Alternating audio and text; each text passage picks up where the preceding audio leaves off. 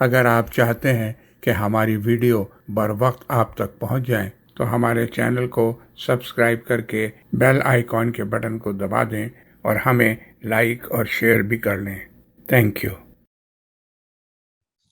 اعوذ باللہ من الشیطان الرجیم، بسم اللہ الرحمن الرحیم، رب اشرح لی صدری ویسر لی امری واحلل عقدۃ من لسانی یفقہوا قولی۔ خواتین و حضرات السلام علیکم۔ ایک تو مجھے یہ چارٹ مطلب انشاءاللہ ریفر کرنا پڑے گا آج، اور اسے بلکہ آج ہی نہیں بلکہ آئندہ بھی کرتے جانا پڑے گا۔ اور ایک اور چیز جو میں نے آج ایک بھیجی ہے آپ لوگوں کے پاس، دیکھیے یہ ایک کیا کہتے ہیں میپ میرے سامنے، اور اس میں نیچے بہت سے میپس موجود ہیں۔ یہ میں نے آج دوبارہ مطلب اس کا لنک بھیج دیا ہے، یہ وحید بھائی کا کام تھا کہ انہوں نے مجھے یہ بھیجا تھا۔ دیکھیے اس میں اگر آپ دیکھیں جیسے یہ ہے تو اس میں آپ کو کلر وائز آپ کو ملتا رہے گا کہ عباسی سلطنت جو ہے وہ کس زمانے میں کتنی ایکسپینڈ ہوئی ہے، اور یہ ایکسپینشن 1683 تک آتا ہے، اور پھر مطلب مختلف اینگل سے اس کو مطلب دکھایا گیا ہے۔ اس میں ایک گرین کلر جو ہے یہ عباسی سلطنت کا ہے، اور اس میں مطلب پھر جیسے جیسے مطلب یہ سلطنت گھٹتی گئی ہے ویسے بھی آپ کو اس میں ان ساری اسکرینس میں کسی جگہ آپ کو وہ ایک ملتا جائے گا۔ تو میں یہ بات میں عرض کر رہا تھا اس لیے خاص طور سے کہ ہم عباسی سے یہ عثمانی سلطنت کے پیک پیریڈ سے گزر چکے ہیں۔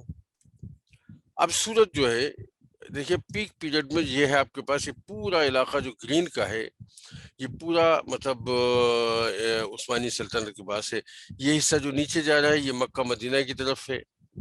یہ ہے آپ کا بغداد وغیرہ کا علاقہ، یہ ہے آپ کا ٹریپولی اور الجزائر وغیرہ کا علاقہ، طرابلس اور الجزائر وغیرہ ہیں یہاں۔ یہ ہے موجودہ ٹرکی جو ہے وہ تقریباً یہ حصہ ہے، یہ مصر کا علاقہ اس میں آ جاتا ہے، اور پھر یہ یورپ میں جس میں پولینڈ، بوسنیا اور سربیا اور بالکن اسٹیٹس وغیرہ پورے یورپ کو، مشرقی یورپ تقریباً پورا ہے آپ کے پاس۔ مغربی یورپ کے علاقے جو ہیں وہ اس کی حد سے باہر رہے ہیں، ہمیشہ زیر اثر رہے ہیں، اس کے روب میں رہے ہیں، مروب رہے ہیں۔ اطاعت گزار تو میں نہیں کہوں گا، لیکن یہ کہ بہرحال مطلب یہ کہ مروب اس سے ضرور رہے ہیں، لیکن بہرحال ان کی حکومت جو ہے وہ مغربی یورپ کے علاقوں پہ قائم نہیں ہو پائی، میرا خیال ہے سوائے نہیں بات ٹھیک ہے صرف مشرقی حصے میں رہی، بالکن اسٹیٹس وغیرہ میں رہے یہ۔ اب اس کے بعد پھر زوال شروع ہوتا ہے تو پھر آہستہ آہستہ اس میں سے حصے نکلنا شروع ہو جاتے ہیں۔ تو اگر آپ غور فرمائیں، نہیں یہ تو یہاں ٹھیک ہے، اس میں جو نقشے نیچے نظر آ رہے ہیں اس کو اگر آپ تھوڑا سا پلے کریں گے تو بہت سی اچھی انفارمیشن مل جائے گی۔ تو یہ میں نے اسے آج ہی مطلب دوبارہ شیئر کر دیا، اس سے کہ اس سے پہلے گیا تھا پتہ نہیں وہ کس کے پاس ہے کس کے پاس نہیں ہے، تو اس لیے مطلب یہ کہ اس سے تھوڑا سا اس پر توجہ دے لیجیے گا۔ دوسری چیز جو میں شیئر کر رہا تھا، یہ مجھے دوبارہ بار بار دیکھنے کی ضرورت اس لیے پڑتی ہے، بلکہ آپ لوگوں کو دکھانے کی ضرورت اس لیے پڑتی ہے کہ تھوڑا سا اس کا تسلسل قائم رہے مستقل۔ عثمانیہ سلطنت جو ہے وہ تو عثمان خان سے شروع ہوئی تھی، سب کو یاد ہے اچھی طرح سے، اور اس کے بعد اس کا بیٹا اور خان، اور پھر اس کے بعد بیٹا مراد، اور مراد کا بیٹا بایزید یلدرم، یہ وہ بایزید یلدرم ہے جو تیمور کے ہاتھوں جس کو شکست ہوئی اور قید ہوا، اور جو قید میں اس کا انتقال ہو گیا۔ اور پھر اس کے بعد اس کے بیٹوں میں سے ہاں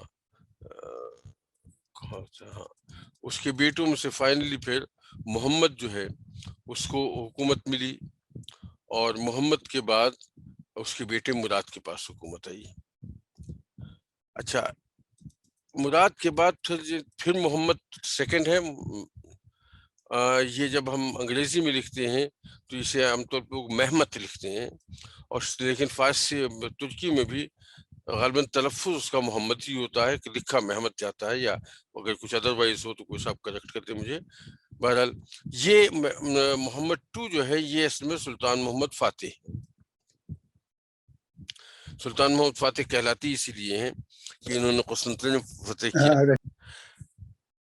سلطان محمد فاتح کے بعد بایزید ٹو، اور پھر اس کے بعد سلیم جو آیا بادشاہ. یہ سلیم وہ ہے جس نے مطلب خلافت قائم کی ہے. اس سے پہلے تک یہ صرف امارت تھی، اور اس کے جو سربراہان تھے وہ سلطان کہلاتے تھے. یہاں سے یہ لوگ سلطان بھی کہلاتے ہیں اور خلیفہ بھی کہلاتے ہیں. تو عثمانی خلافت قائم ہوئی ہے 1517 سے.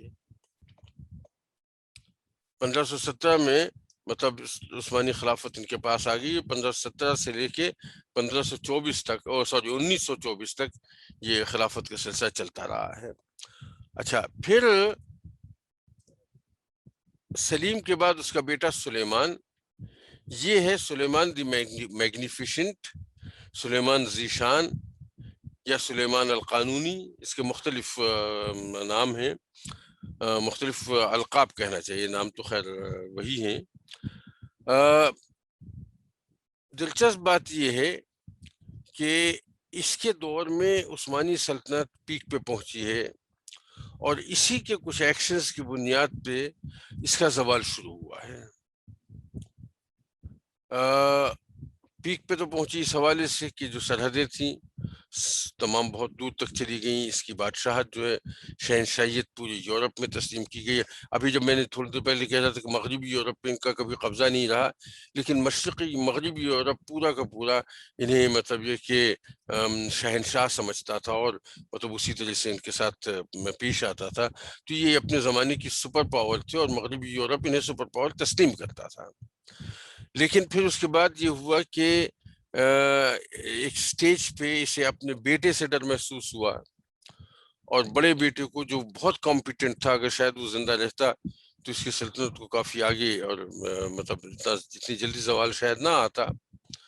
لیکن اسے خوف یہ اس کے دل میں ڈال دیا گیا کہ جس طرح سے اس کے باپ نے یعنی سلیم نے اپنے باپ سے یہ خلافت زبردستی لے لی تھی. تو میں یہ کہہ رہا تھا کہ سلیمان دی میگنیفیشنٹ جو ہے اس کے زمانے میں جیسے مطلب ایک طرف تو یہ ہوا مطلب یہ بالکل پیک پہ پہنچی، اور اس کے ساتھ یہ ہوا کیونکہ اس نے اپنے بڑے بیٹے کو اس خوف سے کہ وہ فوج میں بہت پاپولر ہے اور بہت کمپیٹنٹ آدمی بھی ہے، تو ایسا نہ ہو کہ یہ میری حکومت مجھ سے چھین لے، یہ خوف اس کے دل میں بٹھا دیا گیا تھا. اور بات یہ کہ چونکہ حرم کا اثر کافی ہونے لگا تھا، تو ظاہر ہے مطلب خواتین جب بات کو دماغ میں بٹھا دیں تو ضرور وہ مطلب کبھی کبھی ایسا ہوتا ہے، بلکہ اکثر ایسا ہوتا ہے کہ وہ بات بالکل سچ لگنے لگتی ہے. یہی اس کے ساتھ ہوا. بہرحال یہ ہوا کہ اس کے جو بیٹا اس کا سب سے زیادہ کمپیٹنٹ تھا اس کو تو اس نے خود قتل کرا دیا. باقی 3 بیٹے اور تھے، ان میں بھی آپس میں جو کچھ سلسلہ رہا سو رہا. آخر میں سلیم جو ہے بیٹا، اس کی سلطنت قائم ہوئی. یہ سلیم ثانی کہلاتا ہے، اور یہاں سے بنیادی طور پہ اسے سٹارٹ آف ڈکلائن یہاں سے اسے کہتے ہیں یہاں سے. اچھا، اب اس کے بعد سلیم کے بعد اس کا بیٹا مراد 3، اس کے بارے میں ہم پچھلے مرتبہ گفتگو کر چکے ہیں.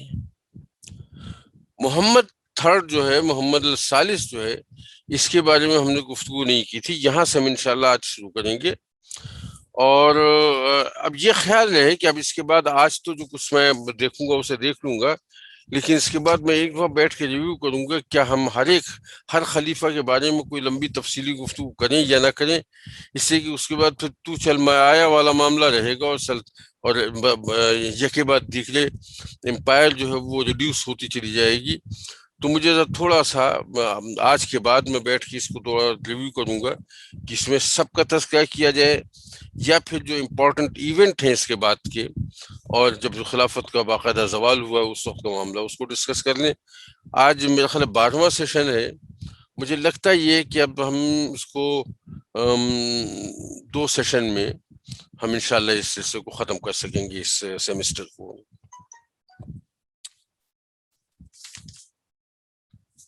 محمد کے بارے میں دو تین باتیں خاص ہیں، لیکن اس سے پہلے میں ایک بات یہ کر دوں. دیکھیے تھوڑا سا ایک پرابلم یہ بھی ہے کہ سم ہاؤ عثمانی تاریخ پہ کتابیں اس طرح سے وافر طریقے سے موجود نہیں ہیں جیسی اور مطلب اسلامی تاریخ کے دوسرے سیکشنز کے بارے میں موجود ہیں. اکبر شاہ نجیبادی نے بھی سلیمان دی میگنیفیشنٹ پہ سلسلہ ختم کر دیا ہے، اس کے بعد کا تذکرہ انہوں نے نہیں کیا. اور تو نتیجہ اس کا یہ ہے کہ جب ادھر ادھر سے آپ انفارمیشن تلاش کرتے ہیں، ایسا نہیں کتابیں نہیں ہیں، کتابیں ہیں، لیکن وہ جس طرح سے کنسائز ایک کتاب ان کی تھی اپنے اکبر شاہ نجیبادی صاحب کی، کہ جس میں آپ کو مختصر طور پہ کمپلیٹ حالات مل جاتے تھے، اور پھر اسے آپ دوسری کتابوں سے لے کے ایکسپینڈ کر لیں جو کام میں مستقل کرتا رہتا تھا. اس میں ویسی کوئی کتاب نہیں ملتی ہے. ایک کتاب ڈاکٹر عزیر صاحب کی ہے، دارالمصنفین میں تھے، لیکن وہ کتاب پڑھ کے آپ کو اندازہ ہوتا ہے کہ وہ غالباً زمانہ ہی ایسا تھا کہ وہ اس قدر انگریز سے اور انگریز کی تہذیب سے متاثر ہیں کہ اگر کوئی بات کسی انگریز مورخ نے لکھ دی ہے تو پھر ابن خلدون کے لکھنے کی کوئی حیثیت نہیں، ابن کثیر کے لکھنے کی کوئی حیثیت نہیں. وہ صرف اتھارٹی جو ہے وہ صرف انگریز کو مانتے ہیں. تو ان کے ہاں مطلب یہ کہ پوری کتاب جتنا بھی ان کا ہے اس میں یعنی بالکل واضح طور پہ بڑی مروبیت نظر آتی ہے. ایک کتاب سلبی صاحب کی ہے،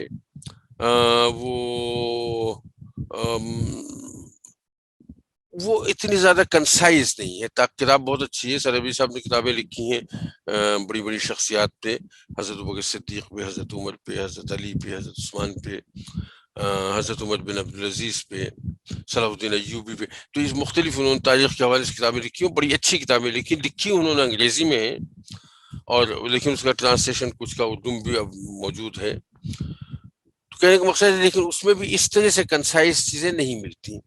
اچھا، نتیجہ اس کا یہ ہے کہ جب آپ انفارمیشن مختلف جگہوں سے اکٹھا کرتے ہیں تو کہیں کہیں کنٹراڈکٹری انفارمیشن مل جاتی ہے یا ڈفرینٹ انفارمیشن ملتی ہے.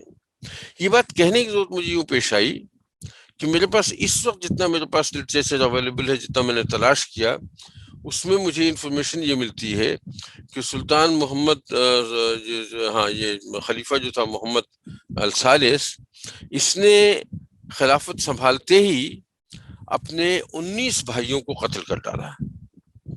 یہ انفارمیشن میرے پاس اب اویلیبل ہے، لیکن میرے نوٹس جو پرانے ہیں اس میں یہ آپ کے سامنے بھی ہے کہ اس نے 27 بھائیوں کو مارا ہے اور 20 بہنوں کو قتل کیا ہے.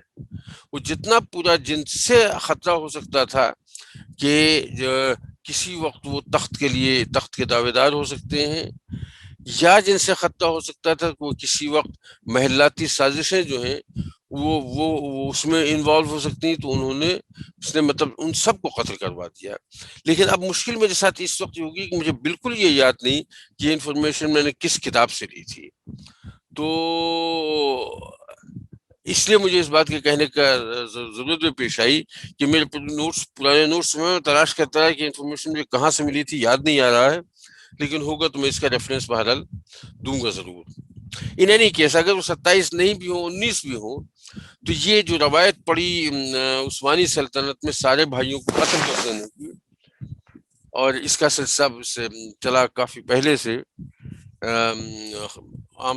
شروع تو ہوا، یہ سمجھ لیجیے کہ اس کو بایزید جلدرم کے جو بیٹے تھے ان میں آپس میں تخت کے لیے جنگ ہوئی ہے، اور اس میں پھر آخر میں محمد جو ہے، سارے بھائی مارے گئے اور محمد جو بچا، اس سے حکومت چلی. اس کے بعد سلسلہ یہ مستقل چلتا رہا ہے بھائیوں کو قتل کرنے کا. اس کے بعد تھوڑا سا مطلب یہ کہ اس روایت میں کچھ تھوڑی سی بہتری بھی آئی ہے، لیکن بہرحال یہ سلسلہ اس کا تھا. اچھا، اس کے ساتھ ہوا یہ کہ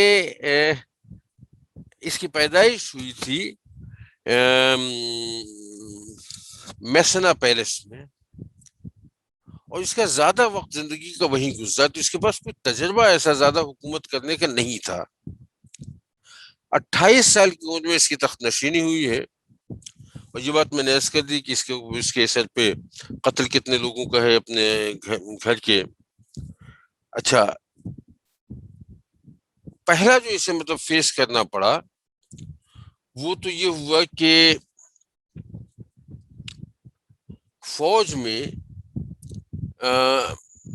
ایک روایت پڑ گئی تھی، اور وہ مطلب بڑی مجبوری پڑی تھی کہ جب نیا خلیفہ آتا ہے پرانے خلیفہ کے بعد، تو وہ فوج کو خصوصاً فوجی سرداروں کو بڑے انعامات و اکرامات دیتا رہا ہے، جاگیریں عطا کر دیں، کچھ کیش عطا کر دیا، جواہرات دے دیے، عہدے بڑھا دیے، تنخواہیں بڑھا دی، اس قسم کی چیزیں جو ہیں وہ مطلب اتنا زیادہ کہ وہ نظر آئے۔ اچھا، ابتداً تو یہ لوگوں نے اس طور پہ کیا کہ بھئی فوج خوش رہے گی تو ظاہر اس کا امپیکٹ پڑے گا، لیکن پھر اس کے ساتھ یہ ہوا کہ فوج نے اسے اپنا حق سمجھ لیا۔ یہ جب محمد کا پیریڈ آیا تو ظاہر تخت نشینی ہوئی، تو اس نے بھی فوج کو انعامات و اکرامات دیے، اور بہت کثرت سے دیے، لیکن جو دو سیکشن تھے فوج کے، دو فوجی دستے کہہ لیں، وہ کسی وجہ سے اس سے مطمئن نہیں ہوئے۔ ممکن ہے انہیں دوسروں کے مقابلے میں کم ملا ہو، اس بہت تفصیل موجود نہیں، لیکن یہ دو گروہ مطمئن نہیں تھے، اور انہوں نے باقاعدہ بغاوت کر دی، اور اس حد تک ہوا کہ یہ بادشاہ کی جان کو خطرہ لاحق ہو گیا۔ کافی سمجھانے بجھانے سے بھی بات نہیں بنی، اور بالآخر پھر وہ جو ان کی خاص فوج تھی ینگ چلی، یعنی چلی جو ہے جانصاری فوج، اس کی مدد سے پھر اس بغاوت کو کنٹرول کیا گیا۔ ظاہر اس وقت قتل و غارت ہوئی باقاعدہ، لیکن یہ کہ اس فوج کو اس کے باوجود اس بغاوت کو کنٹرول کر لیا گیا۔ اس کے زمانے میں جنگیں ہوئی ہیں، لیکن اکثر جگہوں پہ عثمانیوں کو شکست کا سامنا کرنا پڑا ہے۔ ہنگری میں، ویلشیا وغیرہ میں جنگیں ہوئیں، اس میں ان کو شکستیں ہوئیں۔ پھر اس کے بعد یعنی ایک سٹیج ایسا آیا کہ اس سے مطلب بادشاہ سے اس کے سرداروں نے کہا کہ بھئی ایسا ہے کہ اب جو ہے اب آپ کو خود چلنا پڑے گا، ورنہ فوج جو ہے اسے موٹیویشن نہیں ہوتی۔ اس کی ماں جو ہے وہ بہت بااختیار تھی اس کے پورے زمانے میں، اور وہ جو ہے وہ بالکل نہیں چاہتی تھی کہ بیٹا جو ہے یہاں سے باہر نکلے، اور غالباً ماہی کا سلسلہ ہوگا جس کی وجہ سے وہ زیادہ تر مطلب گھر میں ہی رہا، اور اس کو تجربہ باہر کا نہیں ملا۔ لیکن ایک سٹیج پہ فوج کا اصرار اتنا بڑھا کہ اس نے اپنی ماں کی شدید مخالفت کے باوجود یہ باقاعدہ جنگ پہ نکلا۔ یہ سن 1595 میں اس کو مطلب اس نے حکومت سنبھالی ہے، 1596 میں یہ نکلا جنگ پہ، اور اس مرتبہ یہ سمجھ لیں کہ فوج کی سربراہی سنبھالی، اور فوج کے ساتھ ساتھ وہ جو تبرکات ہیں خلافت کے، عالم نبی وغیرہ، وہ اس کے ساتھ رہے۔ تو اس کی وجہ سے خاص طور سے فوج میں خاصا مطلب یہ کہ وہ ہوا جذبہ، جوش و جذبہ پیدا ہوا، اور اس کو فتوحات حاصل ہوئیں۔ کافی علاقے اس نے مفتوحہ علاقوں کو واپس لے لیا۔ جو ایشیائی کوچک کی بغاوت تھی اس میں وہ لوگ یعنی مطلب ایشیائی کوچک کی بغاوت ابھی نہیں آتی، بلکہ یہ تو یورپ کی طرف نکلا ہے، جہاں سے اس نے مطلب ہنگری اور ویلشیا وغیرہ میں جہاں شکستیں ہو رہی تھیں، ان سارے علاقوں کو جو اس کی فوج نے ہارے تھے اس کو واپس لیا۔ لیکن وہ جب شکستیں ہوئی تھیں اس وقت یہاں سے فوجیں بھاگی تھی، ظاہر عثمانی فوجیں شکست کھا کے بھاگی وہاں سے۔ تو جب اس کی انویسٹیگیشن کی گئی تو پتہ چلا کہ اس میں جو مطلب ایشیائی کوچک کے لوگ تھے، یعنی جو ترکی کا ایشیائی حصہ تھا، وہاں کی فوجیں نے زیادہ بزدلی دکھائی تھی۔ تو اب ظاہر انہیں ڈسپلن کرنے کے لیے ان کو سزائیں دی گئیں، کچھ سے جاگیریں واپس لے لیں، کچھ سے ان کے علاقے واپس لے لیے، کچھ لوگوں کو سزائیں دیں۔ تو نتیجہ اس کا یہ ہوا کہ ایک طرف تو کنٹرول بہت بہتر ہوا، لیکن اس کی دوسری طرف ظاہر ہے جب سختی زیادہ ہو تو ایک گروہ جو ہے وہ باقاعدہ مطلب یہ کہ پراپر بغاوت میں آمادہ ہو گیا. سامنے آ کے جنگ تو نہیں ہوئی اس وقت، لیکن یہ کہ وہ فراری کہلاتے ہیں، یعنی فرار ہو جانے والے، انہوں نے باقاعدہ اپنا ایک گروہ بنا لیا. پھر اس کے بعد ان کو ایک سردار مل گیا اسی میں سے، اس کا نام کیا قرا بازیچی تھا، عبد الحمید. اس نے اپنے ساتھ فراریوں کو شامل کیا اور پھر اس کی عثمانی لشکروں سے جنگیں ہوئیں اور کئی دفعہ اسے شکست دی. ایک سٹیج پہ اس کا جو سپہ سالار تھا حسن پاشا، اس نے بہرحال اس کو شکست دی بازیچی کو، اور اس کی شکست کے ساتھ ساتھ کچھ ایک ایسا کاری زخم سے آ گیا کہ اس سے بچنے کی امید نہیں رہی، اور یہ اس کا اس میں مطلب انتقال ہو گیا.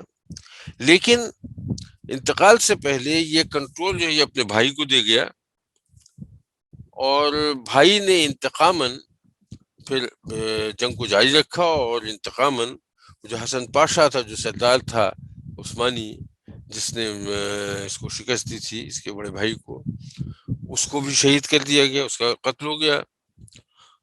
اور لیکن بہرحال کافی جد و قدع کے بعد پھر عثمانی سلطنت میں یہ بھائی جو بازیچی تھے بھائی، جو ہے اس کا نام ولی حسن تھا، ان دونوں میں صلح ہوئی. اچھا، اب ذرا دیکھیے کہ صلح ہوئی کس کس میں ہے. ایک طرف عثمانی سلطنت ہے، دوسری طرف عثمانی سلطنت کا ایک باغی سردار ہے. اچھا، قاعدے سے تو اس میں مطلب اس سے پہلے ہی جیسا رہا ہے کہ اس کا تو کوئی سوال ہی نہیں پیدا ہوتا کہ کوئی صلح نامہ قائم کیا جائے. اس میں یہ ہے کہ یا تو آپ معافی مانگ لیجیے اور فوج میں شامل ہو جائیے، اطاعت کیجیے، اور یا پھر یہ کہ سزا بھگتیے. لیکن یہاں پہ ایسا ہوا کہ باقاعدہ ان سے معاہدہ ہوا، اور اس کو بوسنیا کی حکومت اسے دے دی گئی کہ یہ یہاں کو آپ سنبھالیں بشرط اطاعت. اور اس سے مطلب اس بات کو تسلیم کر لیا کہ ہاں، اگر آپ مجھے وہاں کی حکومت دے دیں گے تو میں آپ کو مطیع رہوں گا. تو یورپ کے سائٹ پہ اور ایشیائی کوچک کے سائٹ پہ یہ دو مسائل رہے مستقل. ایران کا معاملہ یہ تھا کہ اگر جو چارٹ میں نے اس سے پہلے دیا تو وہ آپ کے سامنے ہو، تو میں نے اس کیا تھا کہ اسماعیل صفوی سے ابتدا ہوئی تھی ایران میں، صفوی خاندان کی. اس کے بعد اس کا بیٹا طہماسپ جو ہے وہ رہا حکومت میں. پھر اس کے بعد درمیان میں دو اور آئے مختصر عرصے کے لیے، اور پھر عباس شاہ جو ہے اس کو حکومت ملی، اور اس کا پیریڈ خاصا لمبا پیریڈ رہا ہے. یہ 1587 سے لے کے 1629 تک، تو تقریباً سمجھے 42-43 سال اس کی حکومت رہی ہے. اس نے جب دیکھا کہ عثمانی سلطنت میں انتشار ہے، مغربی سرحدوں پہ بھی جنگیں ہو رہی ہیں، اندر بھی فوج بدل ہے اور آپس میں بغاوتیں ہو رہی ہیں، تو اس نے فوری طور پہ یہ ہوا کہ اس نے اس سے فائدہ اٹھایا، اور وہ ایرانی علاقے جو اب عثمانیوں کے کنٹرول میں چلے گئے تھے، خاص طور سے وہ جو سلیم نے، سلیمان دی میگنیفیسنٹ کا بیٹا جو سلیم تھا، سلیم ثانی، جو اس نے ایران کے علاقے فتح کیے تھے، تو اس نے وہ مطلب وہ علاقے عباس شاہ نے ریکیپچر کر لیے.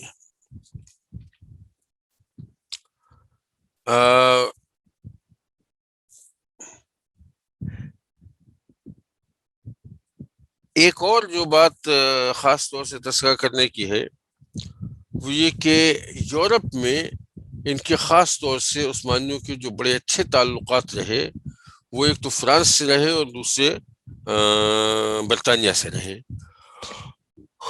برطانیہ ہمیشہ بہت انٹرسٹڈ رہا کہ عثمانیوں سے تعلقات اچھے کر کے رکھنے چاہیے. تو ملکہ الزبتھ نے مطلب کچھ بڑے قیمتی تحائف بھیجے تھے، جو بھیجے تو اس کے باپ کے زمانے میں تھے، لیکن پہنچے محمد کے زمانے میں. تو یہ شپ تھا باقاعدہ، اس کو ان کا جو پرسنل گارڈن تھا، ذاتی جو باغ ہوتا ہے بادشاہ کے محل میں، وہاں پہ اسے انسٹال کیا. انسٹال کرنے میں انجینئر وغیرہ ساتھ آئے تھے, کئی ہفتے لگے ہیں. تو خاصا بڑا سسٹم تھا اس میں مطلب ڈیکوریٹو پرندے تھے جو باقاعدہ کچھ ریکارڈنگ تھی اس انداز کی, کو باقاعدہ گانا گاتے تھے, مختلف اوقات میں ڈانس کرتے تھے. تو وہ ایک بالکل باغ کا ایک عجیب سا ماحول بنایا گیا تھا, اور یہ بڑا قیمتی اور بڑا خوبصورت تحفہ تھا جو ملکہ الزبتھ نے اسے بھیجا تھا. اور بھی تحفے تھے لیکن یہ اس میں سب سے زیادہ پرومیننٹ تحفہ تھا. یہ مطلب یہ ایک طرح سے یہ سمجھ لیجیے کہ اس سے یہ اندازہ لگا لیں کہ اس وقت یورپ میں جو پرومیننٹ ملک تھے وہ کس طرح سے کوشش کرتے رہتے تھے کہ عثمانی بادشاہ جو ہے, عثمانی خلیفہ ہم سے خوش رہے اور ہمیں اس کی دشمنی کا سامنا نہ کرنا پڑے. اچھا, اس کے بعد بھی اس کے یہاں بھی محمد تھری کے یہاں بھی جس کے اینڈ پہ ایک بڑا مطلب بہت نامناسب بات پھر ہو گئی. یعنی یہ تو اس سے پہلے بات ہو چکی کہ جب محمد نے حکومت قائم کی اپنی, تو اس وقت اس نے اپنے بھائیوں کو اور بہنوں کو قتل کروایا. اب at the end of the tenure اس کا بڑا بیٹا جو محمود تھا, اس کے بارے میں شبہ یہ ہوا کہ وہ بغاوت کرنے کا ارادہ رکھتا ہے, تو اسے بھی قتل کروا دیا.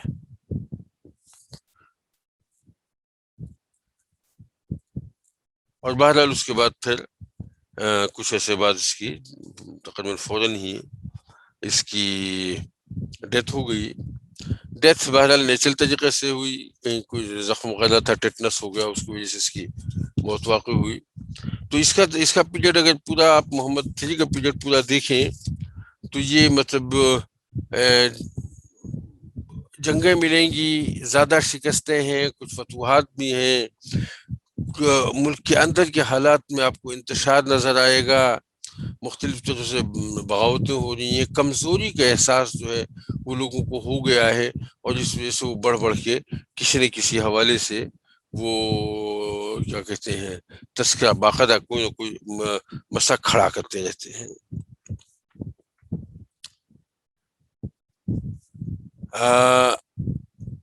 اس کے بعد یعنی سن 1603 میں جب محمد کا انتقال ہوا, محمد ثالث کا, تو پھر اس کا بیٹا جو ہے احمد, اس کی احمد جو ہے اس کی تخت نشینی ہوئی. اور یہ اب یہاں یہ ایک بڑی اچھی بات یہ ہوئی احمد کی تخت نشینی کے زمانے اس میں کہ احمد نے اپنے کسی بھائی کو قتل نہیں کروایا, اور اس کا بھائی خاص طور سے مصطفیٰ, جس سے اسے مطلب تھوڑا بہت خطرہ ہو سکتا تھا, اس کو قید ضرور کر دیا, رہا مطلب یہ کہ set off under house arrest, لیکن جان جو ہے وہ نہیں لی. ایک اچھی بات یہ ہوئی کہ سلطنت کے معاملات میں جو حرم کا عمل دخل بہت زیادہ ہو گیا تھا, اس نے باقاعدہ مطلب اسے ختم کیا ہے, احمد نے اس کو ختم کیا ہے, اور کنٹرول جو ہے وہ اپنا مطلب لے کے آیا ہے. فوج کے ساتھ اس نے بڑا سخت رویہ رکھا, اس سے فوج جو ہے وہ مختلف مواقع پہ اپنی مرضی چلاتی تھی. مطلب کسی آپ نے حملہ کیا, حملہ کرنے گئے آدھے راستے میں, اور فوج نے انکار کر دیا کہ ہم تو نہیں لڑیں گے. ظاہر پھر اس کے بعد مطلب بادشاہ کیا کر سکتا ہے, مطلب جب فوجی ساتھ نہ رہے تو اکثر بیشتر اسے اپنے فیصلے تبدیل کرنے پڑے, صرف اس بنیاد پہ کہ اس کے ساتھیوں نے اس کی فوج نے اسے انکار. تو اس نے جو ہے مطلب یہ کہ ہنگری کی مہم تھی, سپہ سالار صاحب نے مطالبہ کیا کہ صاحب ہمیں جانے سے پہلے فلاں فلاں مال چاہیے, اتنی ہمیں جاگیریں چاہیے وغیرہ وغیرہ. تو مطلب وہ اس میں ڈیلے ہوئی یا کچھ انکار ہوا, تو اس نے انکار کر دیا کہ میں تو نہیں جاؤں گا. اس کے پاس پیغام بھیجا ہے کہ یا تو فوراً روانہ ہو جاؤ ورنہ تمہارا سر میرے پاس آئے گا. خیر وہ جب اتنا سخت پیغام پہنچا تو وہ گیا، اور پھر اس کے بعد باقاعدہ اس نے مطلب ہے کہ وہاں جنگ کی. لیکن یہ رویہ فوج کا مستقل رہا ہے.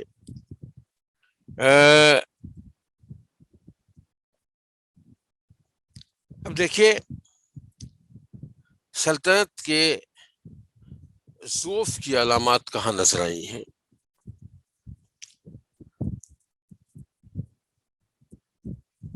ہنگری سے ایک باقاعدہ معاہدہ ہوا صلح کا. پہلے بھی ہوتا تھا صلح کا معاہدہ، یورپی سلطنت سے جنگ ہوئی، جنگ میں اگر کسی وجہ سے مطلب کوئی فریق نہ جیت سکا یا کسی فریق نے درخواست کر دی صلح کی تو صلح کے معاہدے ہو جاتے تھے. عموماً مطلب یہ کہ نان عثمانی جو اپوننٹ فورسز تھیں وہی صلح کی درخواست کرتی تھیں. تو نتیجہ یہ ہے کہ جب ان کی طرف سے صلح کی درخواست آتی تھی تو اس کے ساتھ یہ تھا کہ انہیں دب کے صلح کرنی پڑتی تھی. اس مرتبہ بھی صلح نامہ لکھا گیا ہے، لیکن یہ جو ہے جنگ میں تو کوئی ایسا خاص علاقہ آپ نے فتح نہیں کیا، نہ انہوں نے فتح کیا، وہ تقریباً معاملہ برابر برابر کا رہا. لیکن جو صلح نامہ لکھا گیا وہ ایک طرح سے عثمانیوں کی شکست کا اعتراف تھا، اس لیے کہ ہنگری جو ہے وہ تقریباً 2 لاکھ سالانہ جو ہے وہ خراج دیتا تھا. تو وہ خراج جو ہے وہ ختم کر دیا گیا اس شرط پہ کہ آپ لمپ سم ایک بڑی رقم ادا کرتے ہیں. تو وہ لمپ سم ادا کر دی گئی اور وہ خراج وہاں کا ختم ہو گیا. یہ تو چلیے ٹھیک ہے، ایک طرح کی بزنس ڈیل تھی. لیکن نمبر ایک تو یہ کہ دونوں جگہ کے عثمانی سربراہ یعنی خلیفہ کا اور ہنگری کے سربراہ کا بالکل ایکول پاورز کے طور پر صلح نامہ تذکرہ ہوا ہے. پھر اسی طرح سے ہوا کہ جو سفیر بھیجے جاتے تھے عثمانی سلطنت طرف سے، وہ عثمانی سلطنت کے عام طور پر چھوٹے درجے کے ملازمین ہوتے تھے جنہیں سفیر بنا کے بھیج دیا جاتا تھا. اس میں یہ طے کر لیا گیا کہ یہاں پہ کوئی مطلب یہ کہ معمولی آدمی سفیر بن کے نہیں آئے گا، بلکہ ایک خاص عہدہ ہے اس سے اوپر کا آدمی ہنگری میں سفیر ہو کے آئے گا. اور اس قسم کی بہت سی کلاسز ایسی تھی جو صلح میں جو برتری کا انداز تھا عثمانیوں کا وہ نہیں رہا. اور جو اندرونی کمزوریاں تھیں اس سے یورپ بہت فائدہ اٹھا سکتا تھا. اگر اس وقت یورپ نے کسی طرح سے یونائٹ ہو کے، جیسے اس سے پہلے ہی یونائٹ ہوتے رہے تھے، اگر یونائٹ ہو کے اگر انہوں نے کوئی ایک باقاعدہ حملہ کر دیا ہوتا تو شاید عثمانی سلطنت کبھی کی ختم ہو گئی ہوتی.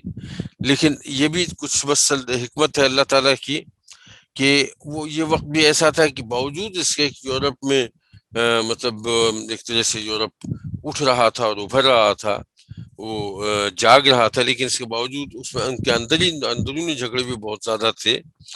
جرمنی میں جو ریلیجس وار تھی وہ اپنے بالکل عروج پہ تھی. مطلب آسٹریا اور سویڈن وغیرہ سے وہ جنگ چل رہی تھی. اسپین میں یہ تھا کہ اسپین فلپ 2 تک تو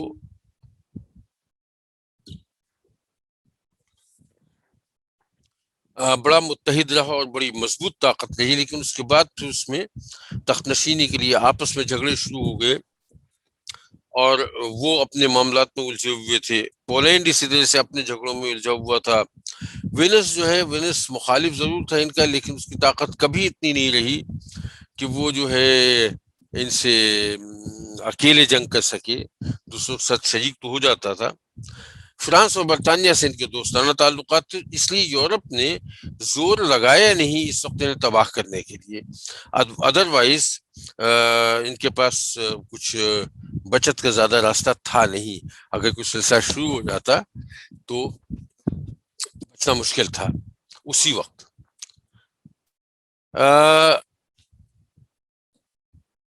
ایک اور مطلب سلسلہ جو ہوا وہ بھی انٹرنل ہے.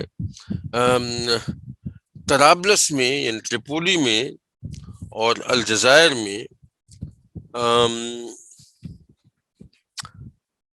باقاعدہ انہوں نے، بلکہ اسی یوں کہنا چاہیے کہ ایک تو بغداد میں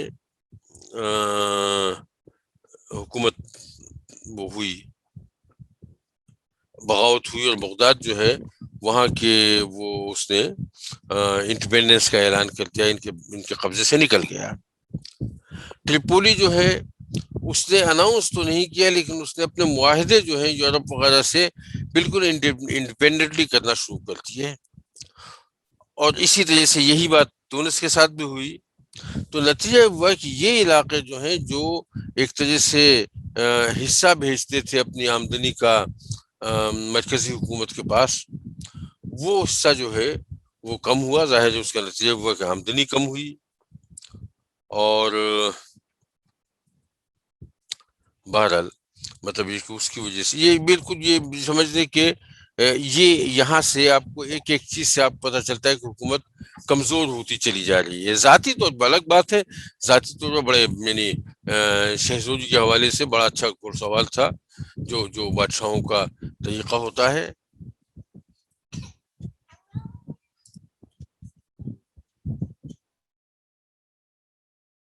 لیکن ہاں میں کہتا کہ ذاتی طور پہ شہ سوال تھا، بڑا اچھا گھڑ سوال تھا، ظاہر مطلب کہ جنگ و جدل کے معاملات سے بھی واقف تھا، بہت اچھا شاعر تھا، اور ظاہر خود شاعر تھا تو مطلب شعر و ادب سے متعلق جو لوگ تھے ان کی بڑی وگت بھی ہوتی تھی۔ کئی زبانیں تھیں جس میں وہ بہت رواں گفتگو کرتا تھا، اور شاعری بھی کرتا تھا، عربی میں، ترکی میں، اور دیگر زبانوں میں۔ تو بہرحال مطلب یہ کہ یہ بھی اس کے ساتھ ہے کہ اسلامی قوانین جو ہیں اس پر جس نے حتی المقدور پابند کی کوشش کی ہے، جمعہ کے اجتماعات پہ یہ کوشش کی ہے، باقاعدہ فزیکل نظر آتی ہے کہ وہ اس میں لوگ زیادہ سے زیادہ شریک ہوں، تعداد زیادہ ہونی چاہیے۔ تو اس اعتبار سے اس کے دور میں یہ بات اپنے ذاتیات کے حوالے سے ٹھیک ہے، لیکن یہ کہ ظاہر اب چونکہ سلطنت جو ہے وہ اس فیز میں آ گئی ہے، تو اور خود بھی سچی بات یہ کہ بہت زیادہ مطلب کمپیٹنٹ خلیفہ میں اس کا شمار نہیں کیا جا سکتا، لہذا بات جو ہے وہ مطلب ویسی ہی رہی، کوئی زیادہ فرق نہیں پڑا۔ جو سلطنت کا ذوف جو ہے، جو اس سے پہلے نظر نہیں آ رہا تھا، جو شروع تو ہو گیا تھا پہلے سے، لیکن ظاہر ہے اتنی مضبوط اگر کوئی چیز ہو تو اس کے اثرات نظر آنے میں دیر لگتی ہے، تو وہی ہوا کہ اس وقت تک اس کا ذوف سلطنت کا نظر نہیں آ رہا تھا، اس کے زمانے میں نظر آنا شروع ہو گیا۔ جب اس کا انتقال ہوا تو اس کے 7 بیٹے تھے،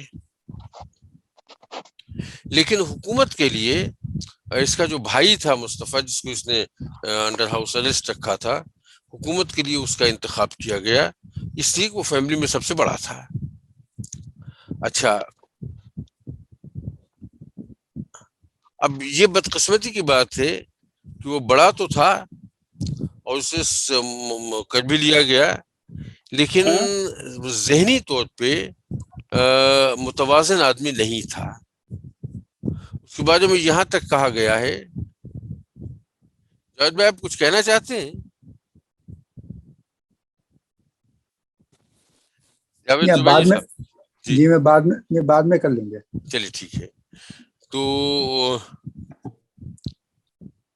کیا میں اس کا تھا، ہاں مطلب اس کے بارے میں باقاعدہ صرف نااہلی کی بات نہیں، نااہلی تو تھی ہی اس میں، لیکن اس کے بارے میں مطلب اسے پاگل بادشاہ بھی کہا گیا ہے، اور اس کو بنا تو دیا گیا، لیکن 1 سال کے اندر پھر اسے معزول کر کے، اور یہ جو احمد کا بیٹا ہے عثمان، اس کو حکومت اس کے حوالے کر دی گئی۔ تو مصطفیٰ 2 مرتبہ آیا ہے، ایک مطلب سمجھ لیں کہ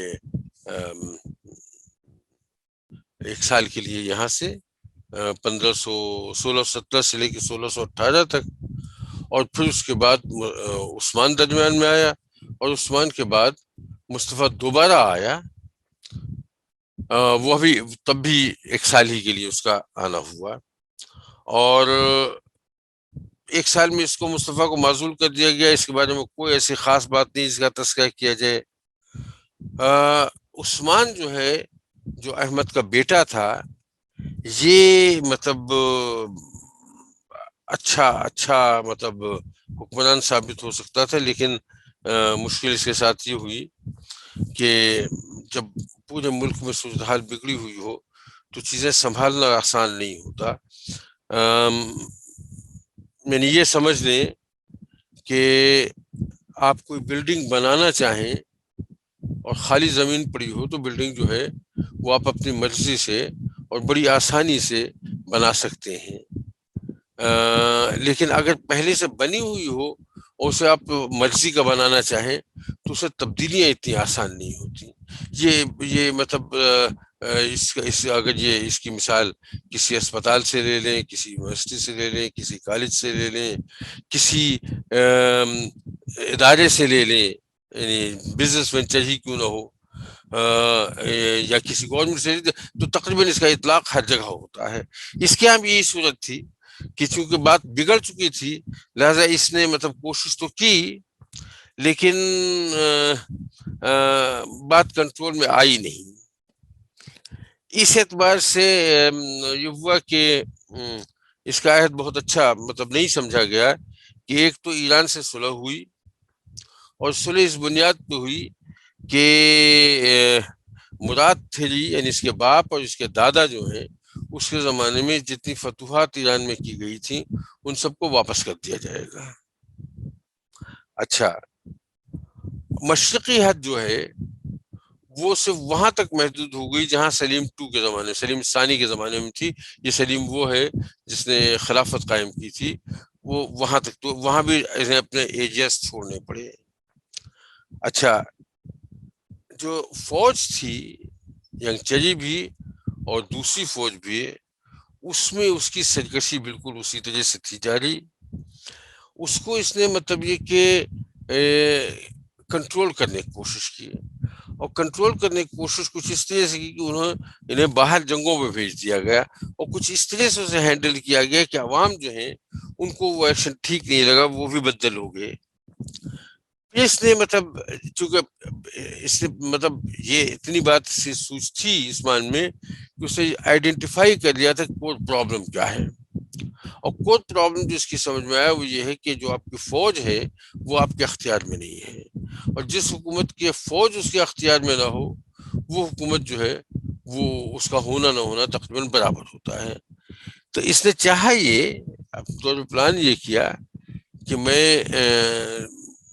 کچھ عرصے کے لیے باہر چلا جاتا ہوں اور شام وغیرہ سے اس علاقے سے میں کرد وغیرہ کردوں کی باقاعدہ فوج بناتا ہوں اور ان کو اپنے ساتھ لے کے آؤں گا تاکہ میں یہاں کی فوج کو اس کے ذریعے کنٹرول کر سکوں. اچھا, یہ پلان تو بنایا لیکن ظاہر اس پلان کو اناؤنس تو نہیں کر سکتا تھا. اناؤنس تو یہ کیا کہ سفر پہ, وہ حج کے سفر پہ جانے کا ارادہ ہے. لیکن جن لوگوں کے ساتھ مل کے پلان بنایا تھا وہ لوگ بھی تو خود سر تھے, اور یہ خبر باہر نکل گئی کہ اصل میں مطلب کہ ان کا مقصد حج نہیں ہے بلکہ ہمیں کچلنے کے لیے اس کا مطلب راستہ نکالنے جا رہے ہیں. تو نتیجہ ہوا کہ انہیں معزول کر دیا گیا, اور معزول کر کے مطلب اسی مصطفیٰ کو جس کو معزول کر کے انہیں لایا گیا تھا اسی مصطفیٰ کو دوبارہ واپس لایا گیا خلیفہ. اور وہ وزیر اعظم جنہوں نے اس پورے معاملے کو لیڈ کیا تھا انہوں نے بادشاہ کی مرضی کے خلاف اپنے طور پہ یہ سوچ کے کہ جب تک یہ شخص زندہ رہے گا عثمان, اس وقت تک میری ذات کے لیے تو خطرہ موجود رہے گا, اس لیے کہ میں نے اسے معزول کروایا ہے, تو اس نے قید خانے میں جا کے اسے پھانسی دے دی. اپنے 2-3 ساتھیوں کے ساتھ گیا اور وہاں پھانسی دے دی. نتیجہ یہ ہوا کہ وہ ظاہر اس کا سلسلہ تو ختم ہوا. اس کا جو چچا تھا اس کو دوبارہ حکومت ملی.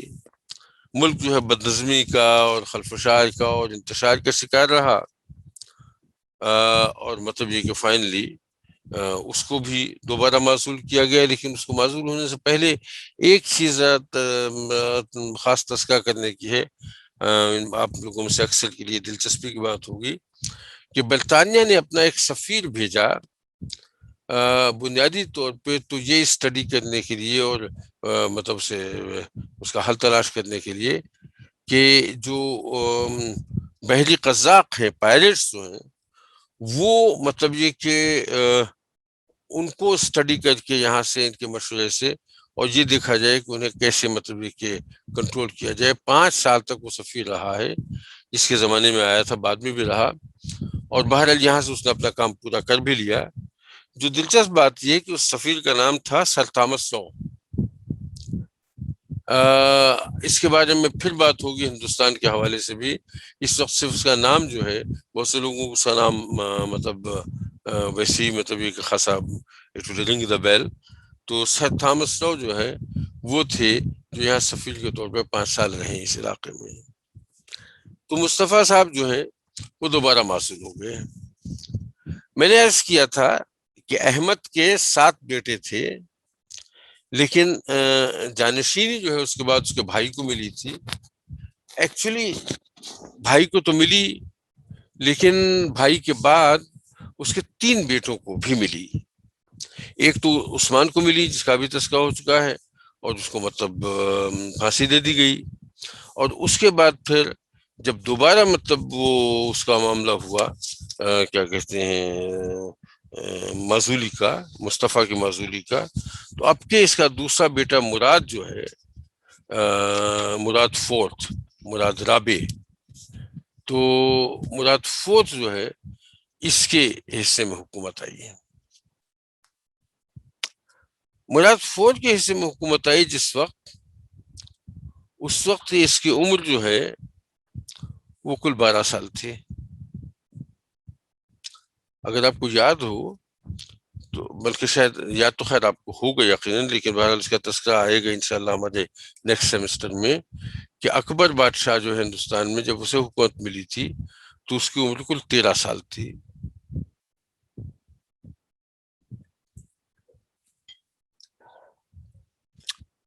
مراد فورتھ کو جب حکومت ملی جس کی عمر کل 12 سال تھی،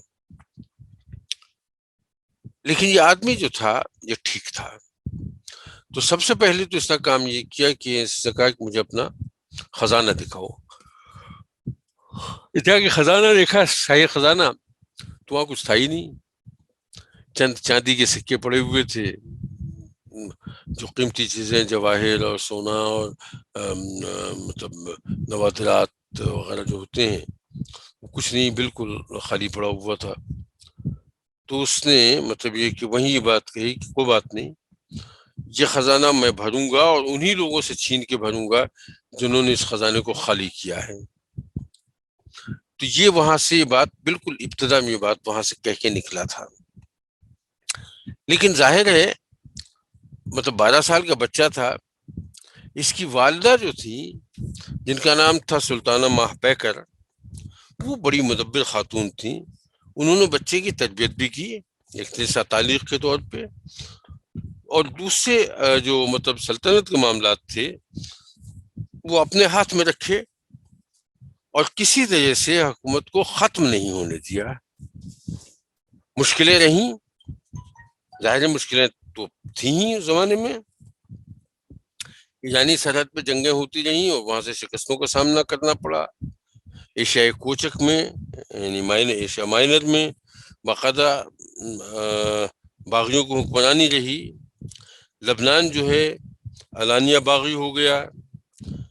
الجزائر، تونس، طرابلس کے بارے میں پہلے ہی کر چکا ہوں کہ باقاعدہ مطلب اس حد تک تھا کہ انہوں نے بغاوت کا اعلان تو نہیں کیا، لیکن اپنے معاملات براہ راست دوسرے ملکوں سے طے کرنے لگے جو انڈائریکٹلی تھا۔ روس جو تھا یہ ان کا، اگر آپ کو یاد ہو تو اپنے پیک کے زمانے میں یہ کریمیا تک ان کی بحری فوجیں بڑی طاقت پہنچی ہوئی تھی، اور روس کا کچھ حصہ عثمانی سلطنت میں شامل تھا۔ اب وہ حصہ ان کے ہاتھ سے نکل گیا، اور روس کے جو بحری قزاق تھے وہ پہلے تو انہوں نے مطلب اپنے آس پاس اور دور دور کے علاقوں میں کیا، لیکن اب یہ قسطنطنیہ کے قریب تک آ کے بالکل اپنا لوٹ مار کرنے لگے تھے۔ ظاہر خزانہ کا حال میں بتا چکا ہوں، خزانہ خالی تھا، رعایا کا بھی برا حال تھا. جب سرکار کے پاس پیسہ نہیں ہوگا تو رعایا کو کہاں سے ملے گی؟ فوج جو ہے، فوج کی سرکشی جو ہے اس کا تذکرہ تو مستقل ہو رہا ہے.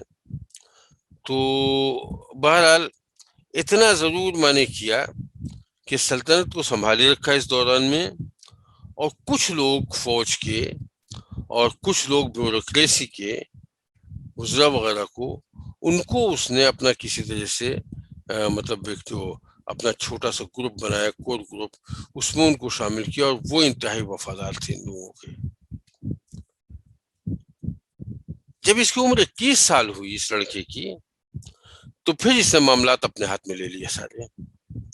والدہ کو حکومت کے معاملات سے الگ کر دیا، مطلب گستاخی کے ساتھ نہیں، مطلب ان کے ہاتھ سے چارج لے لیا باقاعدہ. اور اس کے بعد پھر اس نے پھر اپنا ایک طرح سے زور دکھانا شروع کیا.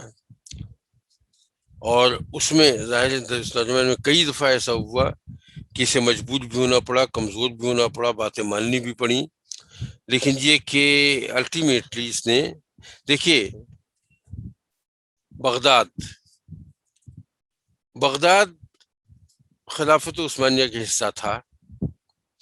یہاں باقاعدہ ان کی طرف سے نامینیٹ ہوتا تھا بغداد کا گورنر، وہ نامینیٹڈ تھا.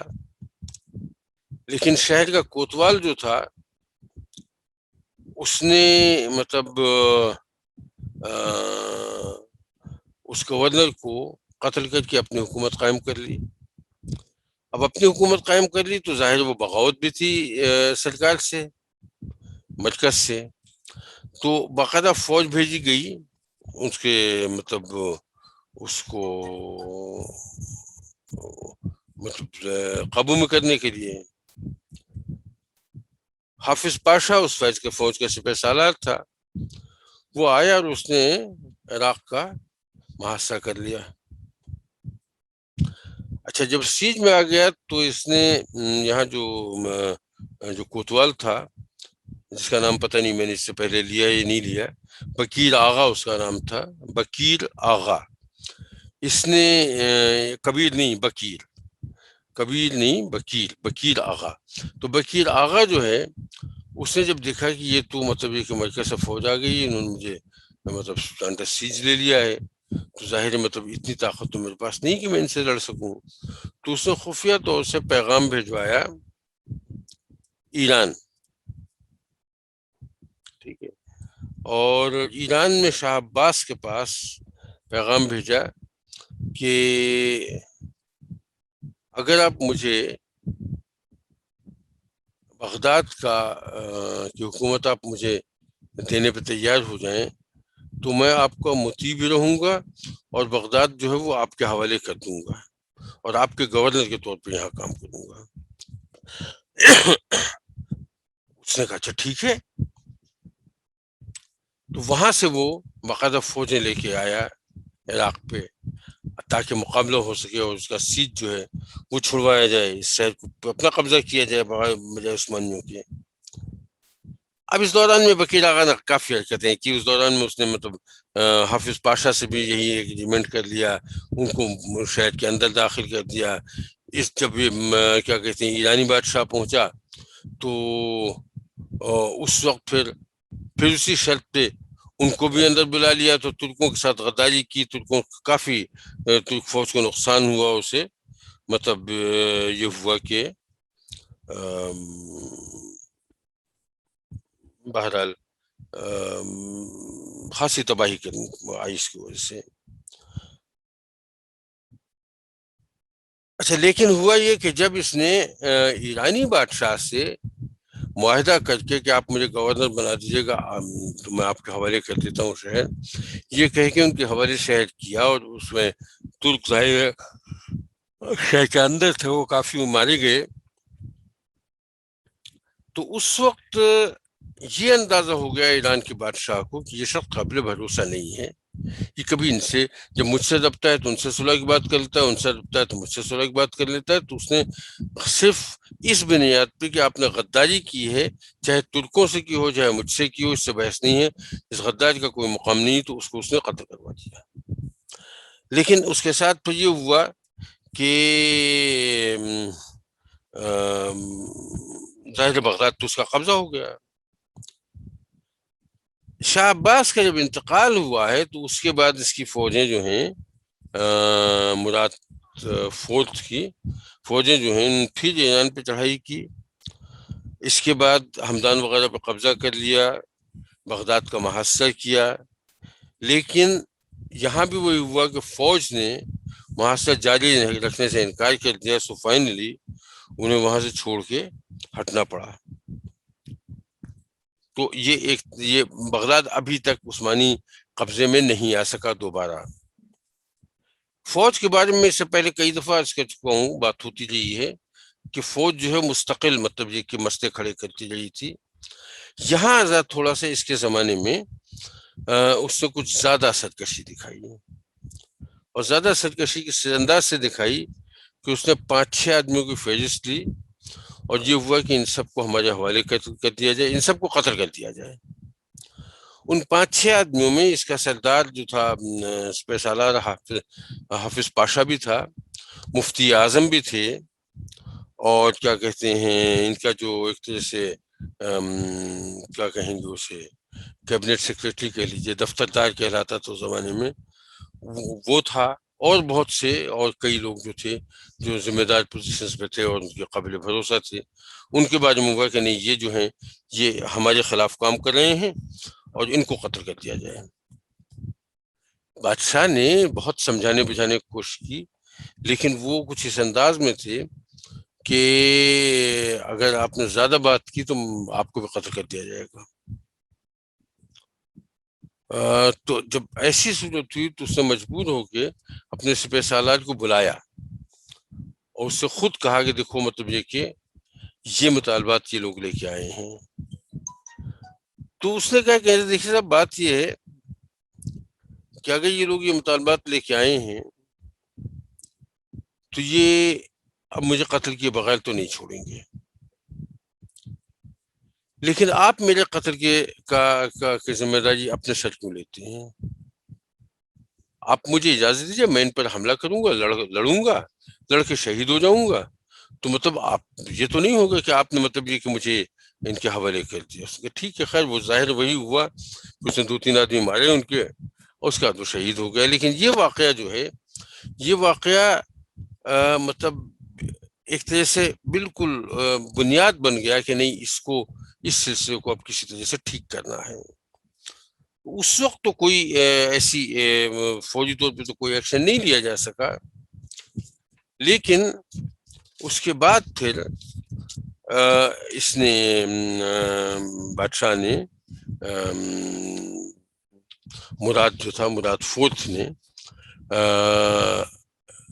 اس کے بعد کچھ سیکشن فوج کے کانفیڈنس میں الگ کیے، اور پھر اس کے بعد اس نے نہایت سختی کے ساتھ ملک میں نہایت سختی کے ساتھ جس میں یہ سمجھے کہ ایک طرح سے ظلم کی بھی کیفیت شامل ہو گئی، اور اس کو نافذ کیا. سینکڑوں بلکہ ہزاروں فوجی سردار جو ہوں قتل کیے گئے. سرکاری عہدیداروں میں یا غیر سرکاری عہدیداروں میں جس کے بارے میں خبر ملی کہ یہ کرپشن میں انوالوڈ ہے، کسی سازش میں انوالوڈ ہے، صرف شبہ ہوا ہے، صرف شبہ کی بنیاد پر قتل کر دیے گئے.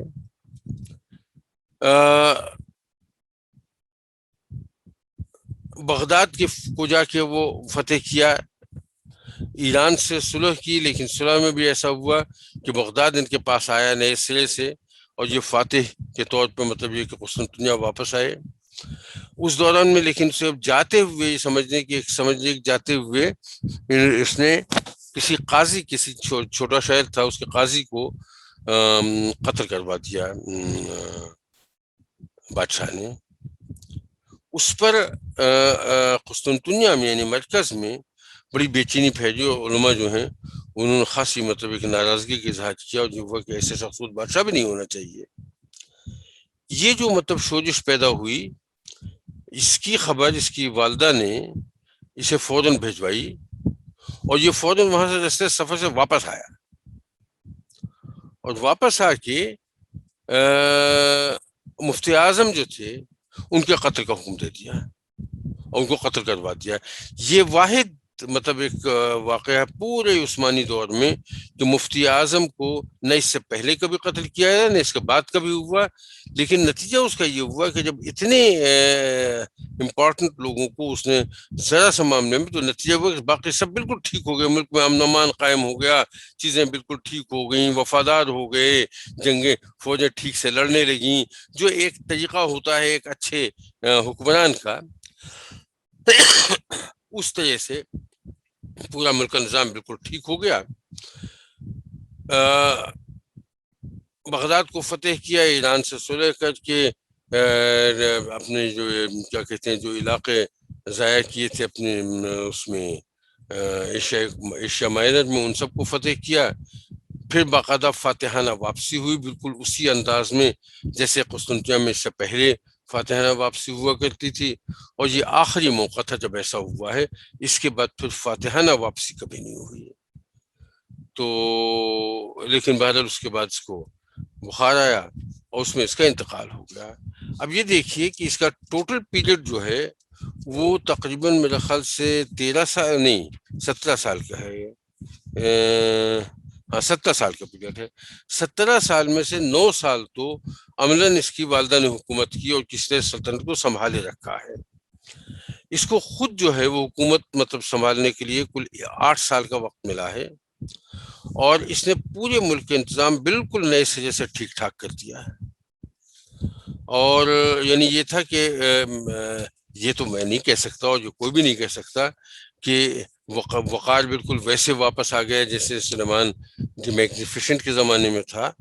لیکن یہ بات اپنی جگہ ہے کہ جو مطلب کنٹرول تھا وہ اس کا بالکل جیسے کسی بادشاہ کا کنٹرول ہونا چاہیے ویسے تھا. ملک کے حالات بہتر ہو گئے، خزانہ بھر گیا، لوگوں کو مطلب عوام الناس جو ہے رعایا ان کو مطلب ان کے حالات بہت بہتر ہو گئے. لیکن اس سب کے لیے اسے شدید ظلم کرنا پڑا. کہنے کا مقصد یہ ہے کہ جب کسی قوم میں وجہ کوئی بھی ہو، جب کینسر پھیل جاتا ہے تو پھر کینسر کا علاج ایسے ہی ہوتا ہے. برا لگتا ہے کہ کوئی شخص کہے یہ کہ صاحب مطلب جیسے مطلب ایسے تمام اداروں کا، ایسے تمام لوگوں کا قتل عام کر دیا جائے تو اچھا تو بالکل نہیں لگتا، لیکن کبھی کبھی اس کے علاوہ اور کوئی حل ہوتا بھی نہیں ہے. تو بہرحال اس طرح سے اس کا پیریڈ ختم ہوا اور 8:15 ہو گئے ہیں. نہیں، میرے خیال سے اس کو یہیں ختم کر دیتے ہیں آج، پھر انشاءاللہ نیکسٹ ویک دیکھیں گے اس کے بعد کا. تو میں یہاں کرتا ہوں ایسا کہ میں ریکارڈنگ روک دیتا ہوں. اگر آپ چاہتے ہیں کہ ہماری ویڈیو بر وقت آپ تک پہنچ جائیں تو ہمارے چینل کو سبسکرائب کر کے بیل آئیکن کے بٹن کو دبا دیں اور ہمیں لائک اور شیئر بھی کر لیں. Thank you.